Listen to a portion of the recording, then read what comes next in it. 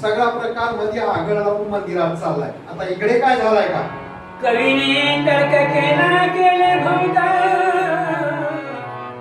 परी त्या सुखास नाही दृष्टांत पाठी राखा दैवारी भक्त मारुती ऐसा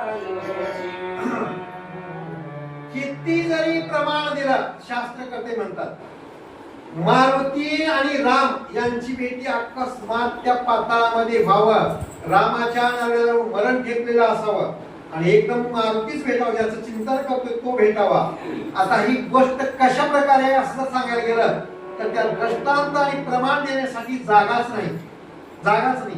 तुम्ही विचार करा, एखादं संकट तुम्हाला लागलंय, त्या संकटात सापडा अकस्मात देवाना किंवा कोणाचं सोडवा, किती आनंद होईल, कसं होईल बरं? आता पाय घसरला पाण्यात वाहला एवढ्या कोणतरी यावं आणि त्याला बोलून करावं, किती आनंद होईल. तसा आनंद रामाला झालाय. आता त्या आनंदाची व्याख्या शब्दामध्ये मी सांगू शकत नाही, म्हणजे दृष्टांताला प्रमाणाला शब्दच उरले नाही, एवढा आनंद रामाला झाला म्हणतात. मारुती समने रघुवीरा नाघे तरे अनंत अवतार परी तुझे न विसरे कल्पांते समोरचा प्रसंग किती कठीण आहे ऐकणाऱ्याने विचार करा. मरणाच्या दाढे सापडल्यानंतर आपला सुटका करणारा, मुक्त करणारा व्यक्ती तिथे उभा टाकतोय, किती आनंदाची गोष्ट आहे. म्हणून हनुमंताची स्तुती रामचंद्र प्रभू करतात. केले उपकार सांगो काय, आईसे बापन करी माय, माय बापाने सुद्धा केलेला उपकार कमी असेल, एवढा उपकार तू राम अवतारात माझ्यावर केलाय.